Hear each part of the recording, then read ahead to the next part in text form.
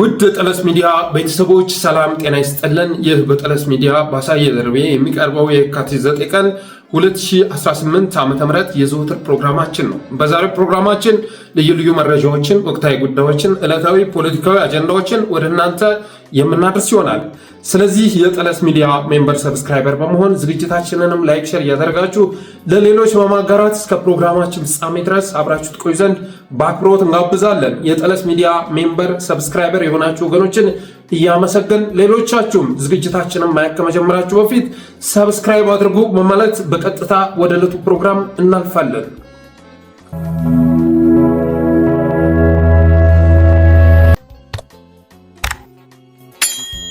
የመጀመሪያ ርዕሳችን አፋብን በደቡብ ጎንደር እያደረገ ያለውን ዘመቻ ይመለከታል። አፋብን በተለያዩ አካባቢዎች ከባድ የሆኑ ደፈጣዎችን እያከናወነ ይገኛል። የተለያዩ ኦፕሬሽኖችን ተግባራዊ እያደረገ ይገኛል። ከቀናት በፊት ለምሳሌ በደቡብ ጎንደር በአጠቃላይ በዞኑ እና በደብረ ታቦርም ጭምር ባካሄደው ዘመቻ በትጥቅ ተንበሻብሾ መመለሱ የሚዘነጋ አይደለም። ያገዛዙንም ኃይል አዛብቶ በትኖ ደምስሶ ወደ መጣበት ተመልሶ ነበር። ከዛ በኋላ ወደ አካባቢው የሄደው መከላከያ የአፋብንን ሰራዊት ፍለጋ ቀበሌ ለቀበሌ ወረዳ ለወረዳ ተራራ ለተራራ ሲኳትን እንደነበር ተሰምቷል። ይሁንና ግን አፋብን እንቅስቃሴ እያደረገ ያለው ከህዝቡ ጋር ተመካክሮ ከህዝቡ ጋር ተጠቃቅሶ በመሆኑ የተነሳ ትናንትና ከየት መጣ ተብሎ ሳይታሰብ የወረታ ከተማ ላይ ጉብ ብሏል። በትናንትናው ዕለት በዕለተ ሰንበት በወረታ ከተማ ተከስቷል። መከላከያ ወደ ስፍራው ከገባ በኋላ ደብረ ታቦር ማለት ነው፣ ወደ ቀበሌዎች ተሰማርቶ አፋብን ያለበትን ሲያስስ፣ ህዝቡ ግን ልጆቹን ቦታ ሲዞ የፎገራ ወተት የፎገራ እርጎ እያቀረበ ቅበላን እንዲቀበሉ ሲያደርጋቸው ነበረ። ቅበላ ስል ምን ትዝ አለኝ? የኢትዮጵያ ኦርቶዶክስ ተዋሕዶ ቤተክርስቲያን አማኞችና የሙስሊም ወገኖቻችንም ጾም የጀመሩበት ዕለት ነው እና ሙስሊም ወገኖች እንኳን ለረመዳን ጾም አደረሳችሁ ማለት እወዳለሁ። የኢትዮጵያ ኦርቶዶክስ ተዋሕዶ ቤተክርስቲያን አማኝ የሆናችሁ ወገኖች ደግሞ እንኳን ለአብይ ጾም አደረሳችሁ ማለት እወዳለሁ እና የአብይ ሰራዊት በየተራራው በየሸለቆው ሲኳትን፣ ህዝብ ግን በፎገራ ዙሪያ ልጆቹን አስቀምጦ ቅበላውን በአግባቡ እንዳሳልፉ ሲያደርጋቸው ነበር እና ትናንት ከየት መጡ ተብሎ ሳይታሰብ ወረዳ ላይ ብቅ ብለው የአዘርባይጃን ምርት የሆነ በርካታ መሳሪያ ይዘው መሰወራቸው ተሰምቷል። አንዱን መጋዘን ሰብረው ገብተው ሲያዩት ሜዲን አዘርባይጃን የሚል አዲስ የታሸጉ ነገሮችን ማግኘታቸውን ለጠለስ ሚዲያ የደረሰው መረጃ ያመለክታል። ከዛም ውጭ እንግዲህ ከደብረ ታቦሩ ምርኮ ከተማረከው ሰራዊት ያመለጡ 2 ድሽቃዎች ነበሩ ወረታ አካባቢ። እነዛንም ድሽቃዎች ገቢ ማድረጋቸው ተሰምቷል። የድሉ ምክንያት ምንድን ነው? አሁን አፋብን የሚገራርሙ ድሎችን እያስመዘገበ ይገኛል። ከባህር ዳር 50 ኪሎ ሜትር ርቀት ላይ ነው ትናንትና የሚገርም ጀብዱ የተፈጸመው። ምክንያቱ ምንድን ነው? ህዝቡ የትግሉ አካል መሆኑ ነው። በጎንደርም በጎጃም በወሎ በሸዋ በአራቱም ማዕዘን ያለው ህዝብ የትግሉ አካል በመሆኑ የተነሳ ነው። እስካሁን ድረስ ፋኖን ማጥፋት ያልተቻለው ህዝቡ ስለሚደግፈው ነው፣ ህዝቡ ስለሚደብቀው ነው፣ ህዝቡ የዘመቻው አካል ስለሆነ ነው። የድሉ ምክንያት ይሄ ነው። ሁለተኛው በርካታ የባዕድን አመራሮች ቀኝ መሆናቸው ነው። ይሄ ዝም ብሎ ለፕሮፓጋንዳ አይደለም፣ በተጨባጭ የደረሰን መረጃ ነው። አሁን ላይ ባዕድን ኦህዴድን ጥባጥቤ እየተጫወተበት ነው ይላል የደረሰን መረጃ። አጠቃላይ መዋቅሩ አይደለም። አንዳንዶቹ ግን ይሄ ቢደግፉት ራሱን ችሎ የማይቆም ስርዓት ሁሌ የጠቀመውን ከመጉዳት ያዘለውን ከመጥለፍ የማይመለስ ስርዓት ተሸክመን ስናንዘፋዝፍ አንኖርም በማለት ብዙዎች ቀኝን መቀላቀላቸውና ጥቆማ እየሰጡ መሆናቸው ነው። እንግዲህ ቀኝን እንዲቀላቀሉ ያደረጋቸው ነገር አንደኛ አፋብን መጠናከር ነው። ሁለተኛ ደግሞ የቀጠናው ኃይሎች በሙሉ ተሰባስበው እየመጡ መሆናቸውን ስለተረዱ ነው። የቀጠናው ኃይሎች በአጠቃላይ በብልጽግና የቆሰሉ የተለያየ ጉዳት ያስተናገዱ የቀጠናው ኃይሎች ተሰባስበው እየመጡ መሆናቸውን ስለተረዱ ሽንፈት አይቀሬ መሆኑን ስለተገነዘቡ ነው። ሁለተኛው ምክንያት ይሄ ነው። የሚገርመው ነገር ታዲያ ቀኝን የተቀላቀሉት አመራሮች ለአፋብን መረጃ ከመስጠት ባለፈም የምህረት አዋጁን መሰረት በማድረግ ብዙ አመራሮች እየተቀላቀሉ መሆናቸው ተሰምቷል። ሚሊሾች፣ ፖሊሶች፣ አድማ በታኞች እንዲቀላቀሉም ጫና እያደረጉ መሆናቸውን ለጠለስ ሚዲያ የደረሰው መረጃ ያመለክታል። ይሄ በተለይ የቀኝ መዋቅር በሌሎች አካባቢዎችም ሊስፋፋ የሚገባ ነው። የሆነ ሰዓት ላይ እና አርበኛ ዘመነ ካሴ እና አርበኛ አስረስ ማረ ቀኝ ብለው ሲመጡ ያን ያህል ጆሮ ይሰጣቸው አልነበረም። አሁን ላይ ግን በኦህዴድ ዘንድ በብአዴን ዘንድ ከፍተኛ የሆነ ምስቅልቅል እየፈጠረ ያለ አደረጃጀት ነው። የቀኝ አደረጃጀት መከላከያ ድረስ ገብቷል ቀኝ ጌታዬ። ስለዚህ በሌሎች አካባቢዎችም ይሄ የቀኝ ተሞክሮ ሊስፋፋ የሚገባው ነው። ሶስተኛው ምክንያት አሁን እየተመዘገቡ ላሉ ድሎች ሶስተኛው ምክንያት የአገዛዙ ሰራዊት እየተዳከመ መምጣቱ ነው። መዳከሙ ደግሞ በቁጥርም በሞራልም ጭምር እየተዳከመ መምጣቱ ነው። ይሄው እንደምታዩት ነው። ለመከላከያ ሚኒስቴር ያወጣው ማስታወቂያ እንደምታዩት ነው። በጡረታ በተለያየ ምክንያት በዲስፕሊን የተባረርክ በሙሉ እባክና ተመለስ፣ የምትሞትበት የጦር ሜዳ ስላዘጋጀው መመለስ ትችላላችሁ የሚል ጥሪ እያደረገ ይገኛል። እዚህ ደረጃ ያደረስነው አማራዎች ነን፣ እኛ አማራዎች ነን።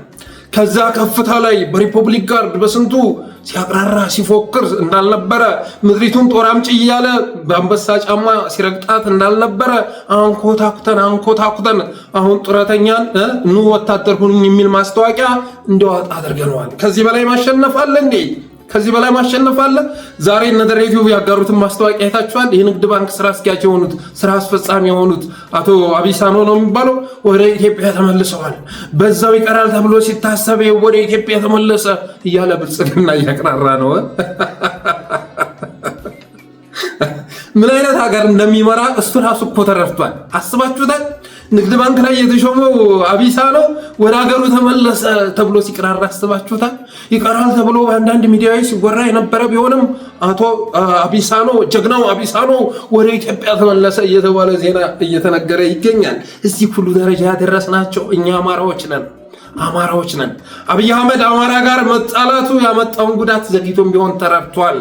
ይኸው ዛሬ ወጣት እስካሁን ድረስ እያፈሰ በጉልበት ለማዝመት ሞከረ። እሷ አልሳካ ሲለው በተለያየ ምክንያት ያባረራቸውን የቀነሳቸውን ጡረተኞች ነው ተመለሱ እያለ ይገኛል። ለዚህ ምክንያቱ ደግሞ የአገዛዙ ሰራዊት እየተዳከመ በቁጥርም በሞራልም እየተመናመነ በመምጣቱ የተነሳ ነው። የኢትዮጵያ ወታደሯ አማራ ነው። ቢመርህም ይሄን ዋጠው።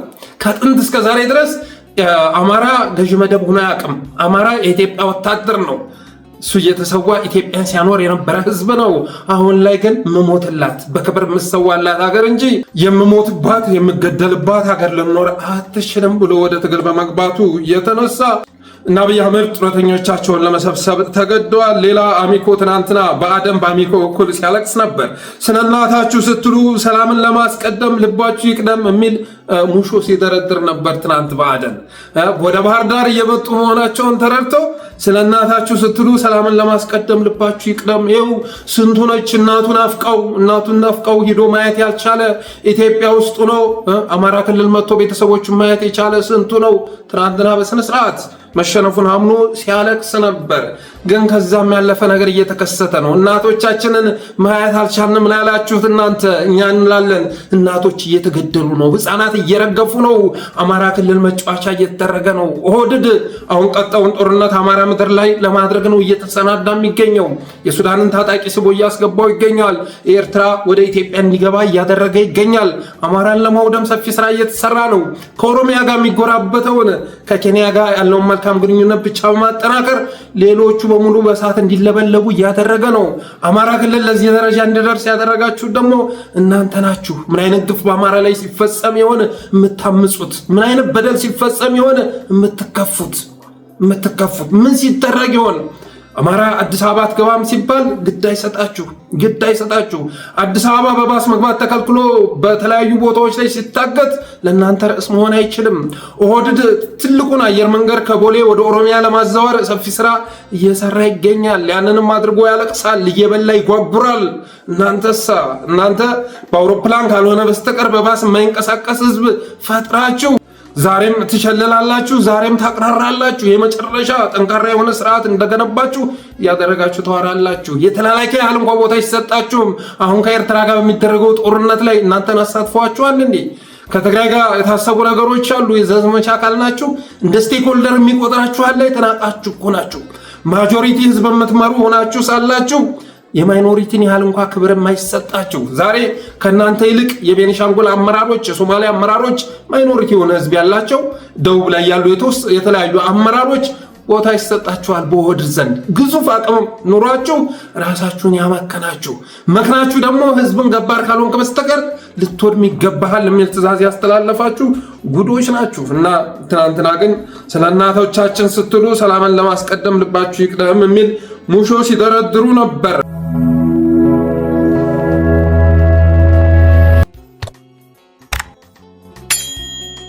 መላው የአማራ አክቲቪስት በትናንትናው ዕለት ስራ ላይ ነበር። በጠለስ ሚዲያ ባንመጣም አሳየ ደረገም በፌስቡክ ገጹ ትናንትና ከ20 በላይ ፖስቶችን ሲያጋራ ነበር። የብልጽግና የሳይበር አርሚ በደሞዝ የሚሰራ ቅጥረኛ በመሆኑ የተነሳ እሁድ ወደ ስራ አታስገባውም። ታምር ቢሆን ስልኩን አጥፍቶ ይጠፋል። ለህልውናው ከሚታገል ህዝብ አብራክ የወጣ ስትሆን ግን እሁድ መሆኑ ራሱ ትዝ አይልም። እኔ ትናንት ቀኑ እሁድ መሆኑን ያወቅኩት ማታ ነው። የምር ነው የምላችሁ ማታ ነው። ለምን ህልውና ትግል ውስጥ ነው ያለ ነው። ሌሎቹም የአማራ ልጆች ትናንትና ፌስቡክ ላይ ብዙ ነገር ሲሰሩ ነበር። የብልጽግና የሳይበር አርሚ ግን አልነበረም። ደሞዝ የሚከፈለው ቅጥረኛ በመሆኑ የተነሳ ለደሞዝ ብሎ የሚሰራ በመሆኑ የተነሳ ግን ለህልውናቸው የሚታገሉት ደግሞ ትናንትና ሚዲያውን ሲያጨናንቁት ነበር። እና ኤልያስ ተባሱ ጋዜጠኛ ኤልያስ ተባሱ የሚባል አደርባይ አጋሰስ በቅርቡ ለብልጽግና እየፈረመ የኔን ፖስት ይዞ ያንዘፋዝፋል። ለምሳ ወረታ ገብተናል እራት ባህር ዳር ነን ብዬ የጻፍኩትን ፖስት እሱን ስክሪንሾት አድርጎ ጋንዳ ነው ያለው ምናምን የሚል ፖስት ሲዘበዝብ ነበረ። ያን ያህል ቂል መስላለሁ፣ ያን ያህል የዋህ መስላለሁ። ምሳ ወረታ ተበልቶ እራት ባህር ዳር ይበላል ብዬ ማምን ከንቱ መስላለሁ። የተያዘው እኮ ውጊያ ነው። ግን ደግሞ ለባህር ዳር እየቀረብን መሆኑን ደግሞ ልትረዱ ይገባል። ትናንት ደቡብ ወሎ ላይ ነበርን። ደብረ ታቦር ላይ መተናል። ወረታ ደርሰናል። ከባህር ዳር 50 ኪሎ ሜትር ላይ ደርሰናል። ዘንዘልባ ላይ አንዳንድ ነገሮች እየታዩ ነው። ነገ ባህር ዳር ላይ ጉብ እንደምንል ጥርጥር የለውም። ስለዚህ ባህር ዳር ሆይ እየመጣንልሽ ስለሆነ ዘይት ያልበዛበት በየአይነት አዘጋጅተሽ ጠብቂን ብዬ ጻፍኩት ጽሁፍ በማንኛውም ሰዓት ስለምንመጣ የሚል ነገር ተጨምሮበታል። ያ ደግሞ በቅርቡ የምታዩት ይሆናል። ዛሬ ባህር ዳር ብአዴን አልገባም። እንግዲህ እንደምታውቁት ብአዴን አርብ ማታ በፕሌን ተሳፍሮ ወደ አዲስ አበባ ይሄዳል።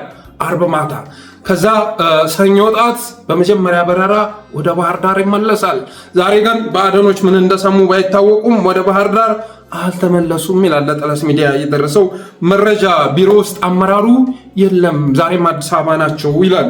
ለዚህ ምክንያቱ ደግሞ በባህር ዳር በማንኛውም ሰዓት ልትጨበጥ ትችላለች የሚል ስጋት ስለተሰማቸው መሆኑን የደረሰ መረጃ ያመለክታል። በእርግጥም ደግሞ አፋብን ባህር ዳር ላይ ትኩረት አድርጎ መስራት ይገባዋል።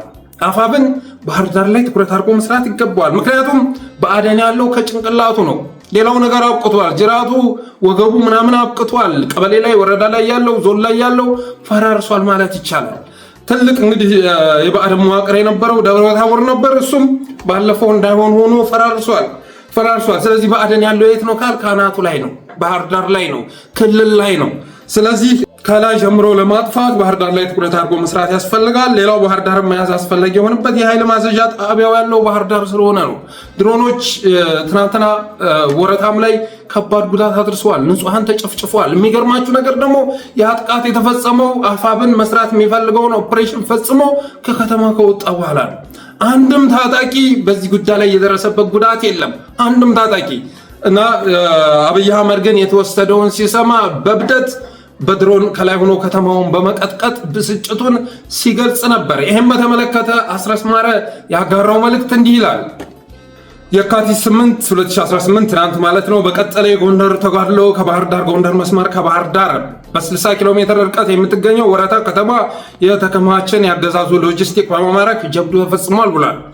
አብይ አህመድ እንደተለመደው ከተማው ላይ የድሮን ናዳ አውርዷል። ድሮኑ በሰራዊታችን ላይ አንዳች ጉዳት ባያደርስም በሲቪላን ላይ ግን ጉዳት አድርሷል። የአገዛዙ ሰራዊት የመከላከል ውጊያ እያደረገ መሆኑን አሚኮ ጨምሮ በልሳኖቹ በኩል አረጋግጧል።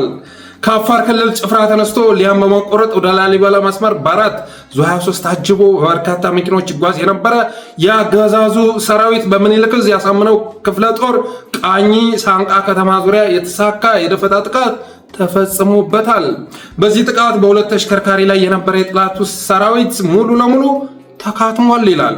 በሌሎች አካባቢዎችም የተጠናከሩ ውጊያዎች በመደረግ ላይ ናቸው። እብናት፣ በለሳ፣ ደራ፣ እስቴ፣ ስማዳን ጨምሮ በበርካታ ወረዳዎች በፈቃደኝነት እጅ የሰጠው የአገዛዙ ሰራዊት በምህረት አዋጁ መሰረት እየተስተናገደ ይገኛል። በሌሎች የክልሉ ወረዳዎች የተሰማራ ኃይልም የምህረት አዋጁን ተከትሎ በገፍ እየመጣ ነው ይላል አስረስ ማረ። የወረረው የአማራ ምድር ሁሉ የእሳት ረመጥ የሆነበት የብልጽግና አገዛዝ ከፍተኛ ጭንቀት ውስጥ ይገኛል። የጦርነቱን ትርክት ለመለወጥ የተነፋደፈበት የፕሮፓጋንዳ ስራም እንደ ጉም ተኗል ብሏል አስረስ ማረ። ስለዚህ የትናንቱን የተካሄደውን ኦፕሬሽን በወሎም በወረታም አስረስ ማረ በገለጸው መልኩ የተከናወነ ነው።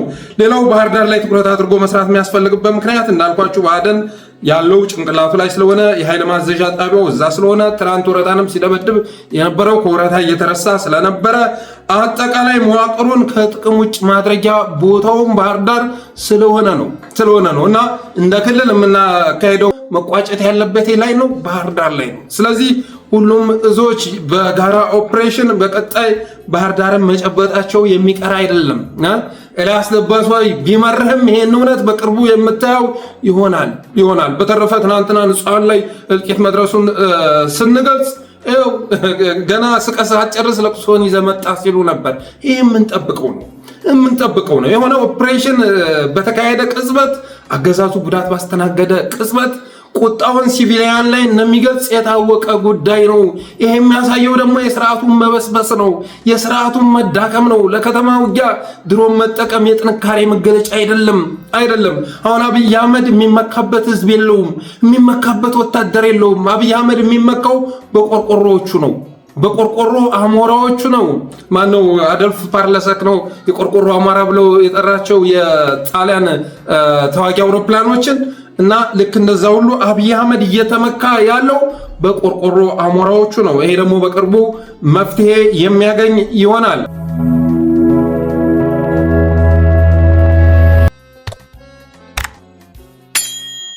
ሁለተኛው ርዕሳችን አትሌት ሌሊሳ ፈይሳን ይመለከታል። ሌሊሳ ፈይሳ ሁለት ሰዎችን ሰክሮ መቅጨቱ ተሰምቷል። ሊይዙት የሞከሩ ፖሊሶችም ላይ ሽጉጥ ማውጣቱ ተሰምቷል። የመጨረሻ የውድድር ማንነት በግልጽ ከሚያሳዩ ድልብ መሃይሞች መካከል አንዱ የሆነው አትሌት ሌሊሳ ፈይሳ ሁለት ሰዎችን ሰክሮ ሲያሽከረከር ከገጨ በኋላ በወቅቱ ሊይዙት የነበሩ ፖሊሶች ላይ ማን እንደሆንኩ አታውቁም መሰል ብሎ ሽጉጥ አውጥቶ ሊገላቸው ነበር ይላል የደረሰ መረጃ። ከተገጩት ሰዎች መካከልም አንዷ የ16 ዓመት ልጅ ህይወቷ ዛሬ ጧት ማለፉ ተሰምቷል። የሱ ማስተባበያ ደግሞ በገደምዳሜው ሲተረጎም እንዲህ የሚል ነው። ሰክሬ ሳሽከረክር የተፈጠረ አደጋ ነው። ይሄ ደግሞ በእናንተ የሚከሰት ነው፣ ሰው እንጂ ዘንባባ አልገጨሁም የሚል ትርጓሜ ያለው ፖስት አጋርቶ ነበር። ይህንን ፖስት ካጋራ በኋላ ዛሬ ጧት ከሀገር እናስወጡት ተሰምቷል። እና አብይ አህመድ እነ ሽመልስ አብዲሳ ዛሬ አትሌት ሌሊሳ ፈይሳ ከሀገር እንዲወጣ አድርገውታል። ባለፈው አንድ ፓስተር ሰላሌን ተሳርቦ ከሀገር ወጥቶ ነበረ። ከዛ ሲመጣ አስገብተው አንድ ቀን ካሳደሩት በኋላ በማግስቱ ፈቱት። ስለዚህ አንተም አጀንዳ እስኪድበሰበስ ድረስ ከሀገር ወጥተ ተናፍሰና ተብሎ ከሀገር እንዲወጣ ተደርጓል ይላል። እንግዲህ አትሌት ሌሊሳ ፈይሳ ማለት ሌላኛው ዳለቻ የሚባል ልጅ ታስታውሳላችሁ? ላይቭ ቲክቶክ ገብቶ ከተማ ገብቶ ና አዲስ አበባን ህዝብ በጅምላ እየተሳደበ ማለት ነው። አዲስ አበባን ህዝብ አማራን በጅምላ እየተሳደበ መንገድ ላይ ያገኘውን በሙሉ እየደበደበ ይታይ ነበረ።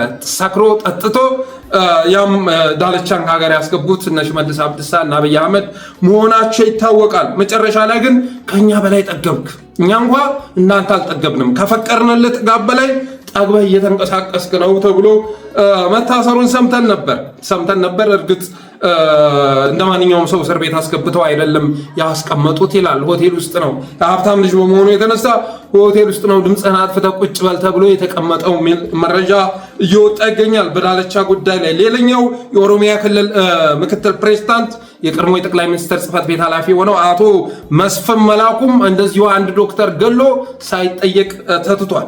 ለዚህ ምክንያቱ ደግሞ ኦህዴድን ከተጠጋ የትኛውንም አይነት ወንጀል ብትፈጽም ጠያቂ የሌለ መሆኑ ነው። አሁን ላይ ባይ ዲፎልት ኦህዴድን ከተጠጋ አብይ አህመድን የምትደግፍ ከሆነ ለአብይ አህመድ በአደባባይ የምትሞግት ከሆነ የትኛውንም አይነት ወንጀል ብትፈጽም፣ አስገድደ ብትደፍር፣ ብትዘርፍ ጠያቂ የለህም ጌታዬ። ምክንያቱም ብልጽግና የወንጀለኞች መደበቂያ ዋሻ ነው የምንለው እኮ ስለዚያ ነው። ብልጽግናን የሚደግፉ ሰዎች ወንጀል የሚፈጽሙ ናቸው፣ ሀገር የሚዘርፉ ናቸው፣ የሆነ ወንጀላቸውን መደበቅ የሚፈልጉ ናቸው የምንለው ስለዛ ነው። እንግዲህ አርቲስት አንዱዓለም ጎሳ የሚባል ታስታውሳላችሁ፣ ሚስቱን ከገደለ በኋላ እስር ቤት አስገብተው በርካታ ምስክር እያለ መጨረሻ ላይ ግን ፈቱት። እሱ ብቻ አይደለም፣ አባገዳ ከህብረተሰቡ ጋር ተቀላቅሎ እንዲኖር ወደ ስራው እንዲመለስ ወስነናል ብለው መጡ። ወስነናል በፍርድ ቤት ማለቅ ያለበትን ጉዳይ በገዳ ሲስተም እንዳይተው ወደ ስራው እንዲመለስ ተወስኗል ብለው መጡ። ያን ጊዜም የሟቿ ወንድም በብስጭት መጥቶ ያሉትን መረጃዎች በሙሉ አጋራ። በአማርኛ ስላጋራ ግን አትሌት ሌሊሳ ፈይሳ ምንድነው በወፍ ቋንቋ መተህ የምትዘበዘበው? አንተን የወፍ ቋንቋ የሚሰማ አባገዳ የለም። ስለዚህ ብሶትን ሂድና እዛ ጎጃም ሂደህ አውራቸው በማለት የሌለ ህዝብን እንደ ህዝብ ሲሳደብ እንደነበር የሚዘነጋ አይደለም። ግን አሁን ላይ አማራን መስደብ፣ ኦርቶዶክስን መስደብ በብልጽግና ዘንድ የመጨረሻ እንክብካቤ የሚያስገኝ በመሆኑ የተነሳ ማንም የጠየቀው የለም። ከዛ ውጭ ግን ልደታ ክፍለ ከተማ ብቻ ወደ 4000 ካሬ ሜትር 3600 አካባቢ ካሬ ሜትር ቦታ አንድ ክፍለ ከተማ ላይ ብቻ በአንድ ካርታ የተሰጠው ሰው ነው ሌሊሳ ፈይሳ ማለት። ለምን? ነጅዋርን ስለተሳደበ፣ አማራን ስለተሳደበ፣ ጎጃምን ስለተሳደበ ይህን ያህል መሬት አንድ ክፍለ ከተማ ብቻ የሰጡት ሰው ነው። ስለዚህ ይህ ልጅ ትናንት 2 ሰዎችን ከትናንት ወዳ ማለት ነው ሰክሮ ሲያሽከረክር የገደለ ቢሆንም ዘመቻው ሲቀጣጠል ግን ኦህዴድ ከሀገር እንዲወጣ አድርጎታል። ኦህዴድን ይሄ ይጠቅመዋል? አይጠቅመውም። መልሶ አይጠቅመውም ነው። አይጠቅመውም። መንግስት በመሆን ነው ራስን መታደግ የሚቻለው፣ ህግን በማስከበር ነው። ስትፈልግ የምታፈራርሰውን ህግ ነገ ላስከብረው ብትል የሚያዳምጥ የለም። አንተ የምትሽረውን ህግ ነገ አስከብራለሁ እያልክ ስትወዛወዝ ብትገኝ የሚያዳምጥ የለም። ለምሳሌ ያህል ትናንትና ህዝብን እያገታችሁ ዝረፉ፣ ሞባይላችሁ ላይ እያያችሁ ጋለሪያቸው ውስጥ ገብታችሁ የዘመነን የእንትናን ፎቶ የያዘን ህዝብ ዝረፉ ብለህ የላካቸው ፖሊሶች ዛሬ አንተ ላይ ሳቦታጅ እየፈጸሙ ይገኛሉ። ሀቀኞችን በማሰባሰብ በስርዓቱ እምነት ያላቸውን ሰዎች በማሰባሰብ ነው እንጂ ሌባንና ዘራፊን በማሰባሰብ የምታደገው ስራ ሊኖር አይችልም። ስርዓቱንም እየጎዳ ያለው በሚገርም ፍጥነት እያፈራረሰ ያለው ይህ ስራው መሆኑ መታወቅ መቻል አለበት።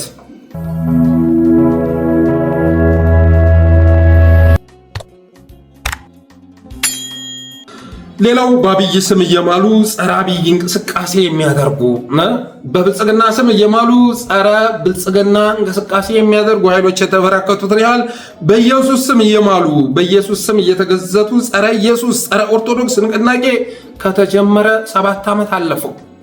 በአብይ ስም እየማሉ ውስጡን ፈልቀጥ አድርጋችሁ ስታዩት ግን የአብይን አገዛዝ የሚያፈራርሱ እንደተበራከቱ ሁሉ በኢየሱስ ስም እየማሉ ስለ ኢየሱስ እየሰበኩ ጸረ ኢየሱስ እንቅስቃሴ የሚያደርጉ ኃይሎች እየተበራከቱ መጥተዋል። ሃይማኖት ውስጥ ተደብቀው ጸረ ሃይማኖት እንቅስቃሴ የሚያደርጉ ልክ እንደ ፈይሳ፣ ልክ እንደ ዳልቻ፣ ልክ እንደ መስፍን መላኩ ሁሉ ጥጋባቸውን መቆጣጠር ያቃታቸው ሰባኪያን መድረኩ ላይ እየፈነጩ ይገኛሉ። የሚወጡ ቪዲዮዎችን በየጊዜው እያያችኋቸው ነው ወይ? እንደዚህ አይነት ፕሮግራም ስንሰራ በነገራችን ላይ የኦርቶዶክስ እምነት አማኝ ተከታይ በመሆናችን የተነሳ ሃይማኖታችንን ለመከላከል ብቻ እንዳይመስላችሁ። እንደዚህ አይነት ጉዳይ ለፕሮቴስታንትም አይጠቅምም። እኩል እየተራቡ ነው ፕሮቴስታንቶች። በኢትዮጵያ ውስጥ እኩል እየተሳደዱ ነው፣ እንደ ሙስሊሙ እንደ ኦርቶዶክሱ ሁሉ። ግን በፕሮቴስታንት ስም የሚነግዱ መምህራን ግን መድረክ ላይ የሚያደርጉትን ነገር እያያችሁ ነው። እነ ዳልቻ፣ እነ ሌሊሳ ፈይሳ፣ እነ መስፍን መላኩ አይነት ነፍሰ ገዳዎች ዛሬ መድረኩን ተቆናተው እነ ጉድ እየፈነጩበት ይገኛሉ። ያው እንደምታዩት ነው። ይህን ቪዲዮ ተመልከቱ። አሽከርካሪዎችን መንገድ ላይ እያስቆመ እንሰብካለን የሚሉ ተመልከቱ። የሚሰራ ስራ ማለት ነው። ተመልከቱ። ጥጋብ ተመልከቱ። ይሄ ኢየሱስ ፍቅር አይደለም። እንደዚህ የሚያደርጋቸው ጥጋብ ነው። እንደዚህ የሚያደርጋቸው ባለጊዜዎች ነን የሚል ስሜት ነው። እንደዚህ የሚያደርጋቸው ያገዛዙ ስምሪት ነው። ግቡ፣ ከተማውን ረብሹት፣ ባለጊዜ ነን እያላችሁ ፈንጩ የሚል ትእዛዝ ስለተሰጣቸው ነው። ተመልከቱ። በዚህ አስፓልት ላይ የሚያሽከረክረው እኮ ፕሮቴስታንት ብቻ አይደለም። ቢያንስ እንኳ ያው የኔ ሃይማኖት ነው በሚል አስተሳሰብ ሊያልፍ ይችላል። እሱ በዚህ አስፓልት ላይ እኮ የሚያሽከረክረው ኦርቶዶክሱም ሙስሊሙም ጭምር ነው።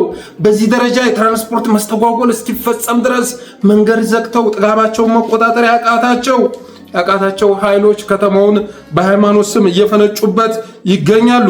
እሱ ብቻ አይደለም። ይሄኛውን ደግሞ ተመልከቱ። ማተብ የሚበጥስ ደግሞ መጥቶላችኋል። ማተብ የሚበጥስ ካሜራው ላይ ኢየሱስ ክርስቶስ ብቻውን ያድናል። ዛሬ ከጠላት አገዛዝ እህታችንን ታደለችን እግዚአብሔር ነፃ አውጥቷታል። እና ደስታውን ስትመለከቱ ሃሌሉያ ሃሌሉያ ሲባል ደስታ ይመስላችኋል? አይደለም። የተያዘው ብሽሽቅ ነው። የተያዘው ብሽሽቅ ነው። ና ውረድ እንውረድ የሚል አጀንዳ ነው የተያዘው። ይሄ ደግሞ አይጠቅምም፣ ለማንም አይጠቅምም። ማተብ ሲበጥሱና ድህነትን መጠቀሚያ በማድረግ የሰው ነፍስ ሲያረክሱ ነው የምታዩዋቸው። ወደ ሃይማኖት ለውጥ እያደረጉ አይደለም። ሰው የማርከስ ስራ እየተሰራ ነው። ሰው የማርከስ ስራ፣ የመጨረሻ የብደት ስራ ነው እየተሰራ ያለው። እንደዚህ ያለውን አካሄድ ደግሞ ራሳቸው የፕሮቴስታንት እምነት ተከታይ የሆናችሁ ወገኖች ይህን ልትቃወሙ ይገባል። ተገቢ አይደለም። ተው።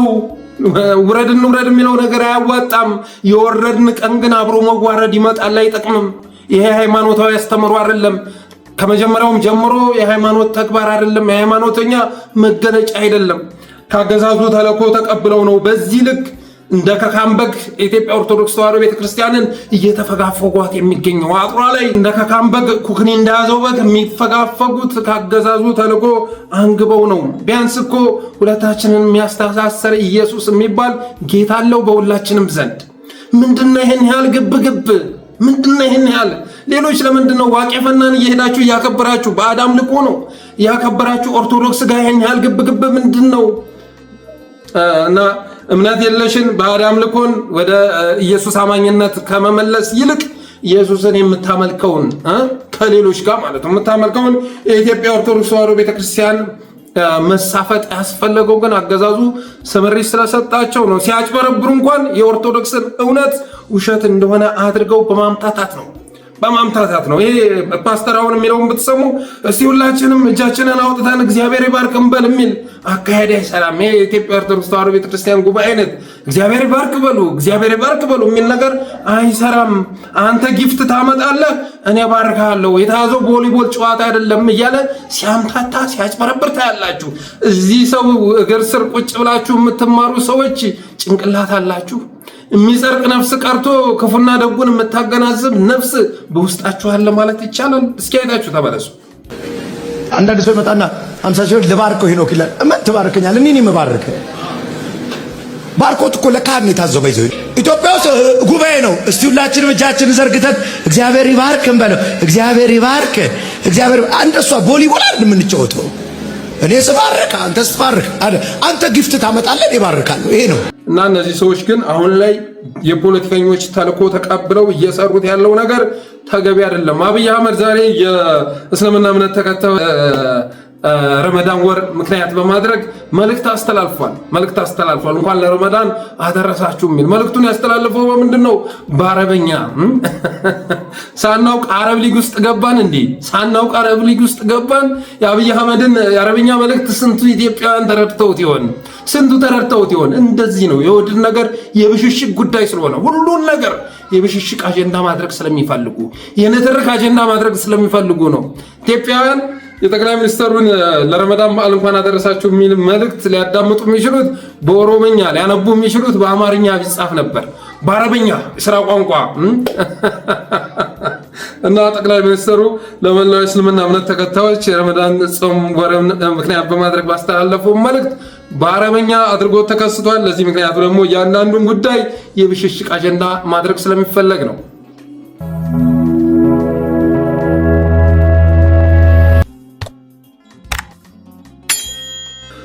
ሌላው የአብይ አህመድና የሱዳን ፍጥጫን ይመለከታል። ከኤርትራም ጋር ተያይዞ አዳዲስ ነገር እየተሰሙ ይገኛሉ። የትግራይም ጦርነት ሊፈነዳ ተቃርቧል። እንግዲህ ከቀናት በፊት የአልቡርሃን ድሮኖች ወደ ኢትዮጵያ ገብተው አሶሳ አካባቢ የሚገኘውን የጃንጃዊድ ሚሊሻ ማሰልጠኛ ጣቢያን ደብድበው መመለሳቸው የሚዘነጋ አይደለም። አገዛዙ ባይዘግበውም ከቀናት በፊት የአልቡርሃን ድሮኖች ወደ ኢትዮጵያ ድንበር ዘልቀው በመግባት አብይ አህመድ ለአርኤስኤፍ የሰጠው የጦር ቤዝ ላይ ድብደባ ፈጽመው ተመልሰዋል። በዚያም ድብደባ የቆሰሉ የጃንጃዊድ ሚሊሻዎች በድሬዳዋ ከተማ ምስራቅ ዕዝ ደረጃ 3 ሆስፒታል ውስጥ ገብተው እየታከሙ መሆናቸው ተሰምተዋል። የኢትዮጵያ ወታደሮች እንኳን ሲቆስሉ እንደዚህ አይነት እንክብካቤ አያገኙም ነው የሚባለው። ምክንያቱም ስፖንሰሯ ዩናይትድ አረብ ኤምሬትስ በመሆኗ የተነሳ በድሬዳዋ ከተማ ምስራቅ እዝ ደረጃ 3 ሆስፒታል ውስጥ ገብተው እየታከሙ መሆናቸው ተሰምተዋል። ሌላው ካውንተር ኢንተለጀንስ ግሎባል ባወጣው ዘገባ መሰረት ከኢትዮጵያ አሶሳ አየር ማረፊያ የተነሱ ድሮኖች በሱዳን ስናር ግዛት በሚገኙ ቂሳን እና ባኩሪ በተባሉ ቦታዎች ላይ የድሮን ጥቃት ፈጽመው ተመልሰዋል። ሰምታችኋል አይደል? ካውንተር ኢንተለጀንስ ግሎባል ባወጣው ዘገባ መሰረት ከኢትዮጵያ አሶሳ አየር ማረፊያ የተነሱ ድሮኖች በሱዳን ስናር ግዛት በሚገኙ ቂሳን እና ባኩሪ በተባሉ ቦታዎች ላይ የድሮን ጥቃት ፈጽመዋል። ድሮኖቹ የኢትዮጵያ አየር ኃይል ንብረት መሆናቸው ተረጋግጧል። ጥቃቱን በዋናነት ከአርቦሃን ጎን ተሰልፏል የሚባለው አርሚ 7 የትግራዩ አርሚ 7 ላይ ጥቃቱ መፈጸሙ ተሰምቷል። እነዚህ ድሮኖች የኢትዮጵያ አየር ኃይል ንብረት የሆኑ ድሮኖች በዋናነት አርሚ 7 የሚባለው ኃይል ላይ ድብደባ ፈጽመው መመለሳቸውን ካውንተር ኢንተለጀንስ ግሎባል ባወጣው ዘገባ አሳውቋል። እንግዲህ አልጀዚራን ባወጣው መረጃ መሰረት ሱዳን ከኢትዮጵያ ጋር ወደ ውጊያ ልገባ ወደ ድንበር ሰራዊቷን እያሰባሰበች መሆኑ ተዘግቧል። በተመሳሳይ መልኩ ሱዳን ላይ ደግሞ ኢጂፕት የራሷን ኤርቤዝ መገንባቷ በተለያዩ ሚዲያዎች ኒውዮርክ ታይምስን ጨምሮ ሲዘገብ የነበረ ጉዳይ ነው። ይህን ሁሉ ግን የቀጠናውን ኃይሎች ሰብስበው እያመጣቸው ያለው ማን ነው ካላችሁ ጸረ ኢትዮጵያ አስተሳሰብ እንዳይመስላችሁ። ጸረ ኢትዮጵያ አስተሳሰብ ያለው ኦህዴዳዊ አገዛዝ ነው እየሰበሰባቸው ያለው። የነሱ ችግር አይደለም። ይሄ ሁኔታ ይከሰት ዘንድ ምቹ ሁኔታ እየፈጠረ የሚገኘው አብይ አህመድ ነው። ይሄ መታወቅ አለበት። ሌላ አብይ ወደ አፋርና ወደ ትግራይም ድንበር ሰሞኑን ወታደር ሲያጓጉዝ ከርሟል። የአፍሪካ ህብረት ስብሰባ እንደተጠናቀቀ ጦርነት ይጀመራል ሲባል ነበር። አሁን አካሄዱን ስናየው ግን ያ ጦርነት መጀመሩ አይቀሬ ሆኗል። ክሪቲካል ትሪት ኮንፍሊክት ዞን የተባሉ ገጾችን ከፍተው ብልጽግናዎች ማለት ነው፣ ብዙ ተከታይ የላቸው ክሪቲካል ትሬትስ እና ኮንፍሊክት ዞን የተባሉ ገጾችን ከፍተው የኤርትራ ጦር ትግራይ ስለመግባቱ ሲዘግቡ ከርመዋል። ራሳቸው በሚነዙት ፕሮፓጋንዳ ህዝብን ለማሳመን ክሪቲካል ትሪት ኮንፍሊክት ዞን በሚል ስያሜ ገጽ ከፍተው ህዝብን ለማሳሳት ጥረት ሲያደርጉ ነበር። ዛሬ ለታደሰ ወረደ አብይ አህመድ ትእዛዝ ማስተላለፉ ተሰምቷል። ይኸውም ትእዛዝ ምን የሚለው የኢትዮጵያ መከላከያ ሰራዊት ፌዴራል ፖሊስ ወደ ትግራይና ኤርትራ ድንበር አካባቢ ሄዶ ድንበር እንዲያስከብር ስለሚፈለግ በትግራይ መካከል ሲያልፉ አንዳችም ጥቃት እንዳይደርስባቸው የሚል ትእዛዝ አስተላልፏል አሉ። እንግዲህ ጀነራል ታደሰ ወረደ ይህን ትእዛዝ ተግባራዊ ካደረገ አብረን የምናየው ይሆናል። በትግራይ ላይ አቆራርጠው ሄደው ድንበር ላይ መስፈር ከቻሉ ሪሊ እነ ታደሰ ወረደም እነ ደብረ ጽዮንም ከአብይ አህመድ ጋር እየሰሩ መሆናቸውን መገመት የሚከብድ አይደለም። የአብይ አህመድን አካሄድ ስትመለከቱ የኤርትራ ወታደር ድንበር ሰብሮ ገብቶ ዛላምበሳ እንደዚህ ወጥቶ አድግራት ገብቶ እያለ ሲዘበዝብ ይውልና የሚደበድበው ማንን ነው? ደብረ ታቦርን ነው። የሚደበድበው ማንን ነው? ወረታን ነው። የሚደበድበው የት ነው? ወልዲያ ዙሪያ ነው የሚደበድበው። ስለዚህ ይህንን በቅርቡ የምናየው ይሆናል። እኔ ግን ይሳካል ብዬ አላስብም። ከዛ ይልቅ አብይ አህመድ ተሰባስበው የመጡበት መሆኑን ስለተረዳ የውጊያ ሜዳውን የጨዋታ ሜዳውን ነው ለማዛወር ጥረት እያደረገ ያለው።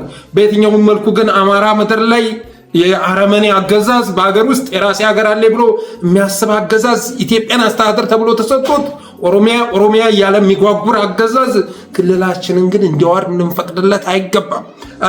ከገባም ደግሞ ከኛ ቁጥጥር ውጭ በሆነ መልኩ ከገባ ደግሞ ህዝቡም ጭምር አጸፋ ሊሰጥ ይገባል።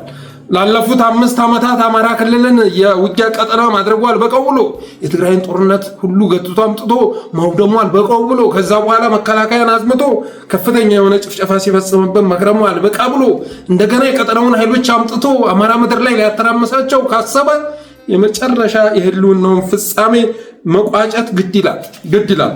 አንድ ህዝብ በዚህ ደረጃ የሚያወድመውን አገዛዝ ተሸክሞ ስልጣን ላይ ሊቆይ ስለማይችል ደግነቱ ግን ምንድነው? አሁን ላይ በአደን ውስጥ ያሉ አመራሮች ራሱ ከፋኖ ግን እየተሰለፉ ይገኛሉ። ውስጡን እየሰሩ ይገኛሉ። ይሄ በእውነቱ በእኔ ልብ ውስጥ ተስፋ የሚፈጥር ሆኗል። በአደን የተባለ የደነዘዘ ድርጅት የአስተሳሰብ ለውጥ አምጥቶ ኦህዴድ ላይ ጥባጢቤ እየተጫወተበት ይገኛል። ጥቆማ እየሰጠ ውስጡን እያስመታው ይገኛል። ኦህዴድም ተረድቷል። ባለፈው ፕሮግራሜ እንደሰራሁት ቀኝ ናችሁ ወይስ ኦህዴድ ናችሁ እያላቸው ይገኛል። ብአዴንን ሰብስቦ አስባችሁታል? ኦህዴድ ናችሁ ቀኝ ናችሁ እያለ ሲጠይቅ የደነዘዘ አገዛዝ እንደዚህ አይነት ግምገማ እያካሄደ መሆኑ ተሰምቷል። ትናንት ወዳ በጨፌ ኦሮሚያ በተካሄደው መድረክ ላይ ስለ ስርቆት ሲወሩ ነበር። እነ ፍቃዱ ተሰማ፣ እነ ሽመልስ አብዲሳ ስለ ስርቆት የሚያወሩት ደግሞ ምንድን ኦሮሚያን መስረቅ ዋጋ ያስከፍላል እየተባለ ማለት ኦሮሚያን ሰርቀ ሀብት ያከማቸ የሆነ ሰዓት ላይ ኦሮሞ ያስተፋል እየተባለ ነው። ግን በዛ መልእክት የሚተላለፈው ምንድን ነው? ኦሮሞን አትስረፉ፣ ኢትዮጵያውያንን ግን ዝረፉ ነው። ዝረፉ እንደ ሀገር ስልጣን ይዞ ኦሮሞ እያለ የሚጮህ አገዛዝ ይሄንን አየን። አባቴ ህወሓቶችንም እናውቃቸዋለን። የኢትዮጵያ ተብሎ የተቀመጡ ጊዜ ኢትዮጵያን ከዳር እስከ ዳር ጸጥታዋን አስከብረው ነበር ሲዘርፉ የነበሩት። እነዚህ እኮ ከአማራ መዝረፍ ከኢትዮጵያ መዝረፍ አይደለም። ኢትዮጵያውያን ቢዘረፉ ጉዳይ አይሰጣቸውም። ከኦሮሞ የዘረፋቸው ይላል። ግን ኦሮሞንም እየዘረፉን ነው። እንደ እውነቱ ከሆነ ኦህዴድ ብሔር፣ ዘር፣ ሃይማኖት ሳይመርጥ ሲዘርፍ መክረሙ የሚዘነጋ አይደለም። ለምሳሌ ያህል የሸገር ከንቲባ የሆነው ሰውዬ ህጋዊ ድሃ አደረግናቸው ያለው ካናዳ በ2 ሚሊዮን ቤት ገዝቶ ተመልሷል። አዳነች አቤቤ 2 ቤት አላት አሜሪካ። ሽመልስ አብዲሳ በካናዳ በአሜሪካ ቤት ገዝቷል። ፍቃዱ ተሰማ በጀርመን ነው ሀብቱን ያከማቸው፣ በጀርመን። እኒህ ሌቦች ታዲያ ስለ ሌብነት ሲዋሩ ትንሽ እንኳ ቀማይላቸውም። በተረፈ ግን አብይ አህመድ የጦርነት ሜዳውን ወደ አማራ ምድር ለማድረግ ትግራይ ላይ ለማድረግ ሰፊ ስራ እየሰራ ይገኛል። አብይ በአፍሪካ ህብረት ስብሰባም ላይ የባህር በርን ጉዳይ አስረግጦ ተናግሯል። እሱን ሰበብ አድርጎ ወደ ጦርነት ሊገባ ስለሆነ የዩኤም ጫና ስላለ የዩኤም ኮንትራት ስለተፈራረመ ዩናይትድ አረብ ኤምሬትስ ጋር ወደ ጦርነት መግባቱ አይቀሬ ሆኗል። የሮይተርስ ዘገባ ከወጣ ጊዜ አንስቶ በዩናይትድ አረብ ኤምሬትስ ላይ የጦር መሳሪያ ማዕቀብ ለመጣል 3 የአሜሪካ ህግ አውጪዎች ጫና እያደረጉ መሆናቸው ተሰምተዋል። በዩናይትድ አረብ ኤምሬትስ ላይ የጦር መሳሪያ ማዕቀብ እንዲጣል 3 የአሜሪካ የህግ አውጪዎች እየተነጋገሩ መሆናቸውም ታውቋል። ዩናይትድ አረብ ኤምሬትስ ያለችበት ሁኔታ መልካም ሁኔታ አይደለም። ሳውዲ አረቢያ በዚህ ምስራቅ አፍሪካ ላይ እየጠነከረች መጣለች። በርካታ ቀጠናዎችን እየተቆጣጠረች ያለችው ሳውዲ አረቢያ ነች። አብይ አህመድም ሁኔታውን አይቶ አልመች ካለ አስተላለፉን መቀየሩ የሚቀር ጉዳይ አይደለም። ለጊዜው ግን ዶላር እየተሰጠው በመሆኑ የተነሳ ከቀናት በፊትም ቢን ዛይድ አልናህያ ወደ ኢትዮጵያ መጥቶ ነበር። ስለዚህ ዶላር እየጎረፈለት በመሆኑ የተነሳ ለሶማሊያም የሶማሌላንድ ማለት ነው አገርነት እውቅና ለመስጠት በዝግጅት ላይ እንደሚገኝ ታውቋል። ወደ ጦርነቱ መግባቱ አይቀሬ ሆኗል። መጪውን ጊዜ አብረን የምናየው ይሆናል። በእኔም ግን የአብይ አህመድ የስልጣን ዘመን እየተጠናቀቀ ነው። የቀጠናው ኃይሎች ተሰባስበው እየመጡ ነው። አብይንም ከስልጣን የሚያስወግደው ያ ሁኔታ ነው። በተረፈ የዛሬ ፕሮግራማችን ይህን ይመስል ነበር። አብራችሁን ስለቆያችሁ እናመሰግናለን። የጠለስ ሚዲያን ሰብስክራይብ ሳታደርጉ አትውጡ። እስኪ ሰብስክራይብ አድርጉ። ሰብስክራይብ ብታደርጉ እኛን ከማበረታታት ባለፈ እናንተን የሚያስወጣችሁ ወጪ የለምና ሰብስክራይብ አድርጉ እንላለን። አብራችሁን ስለቆያችሁ እናመሰግናለን።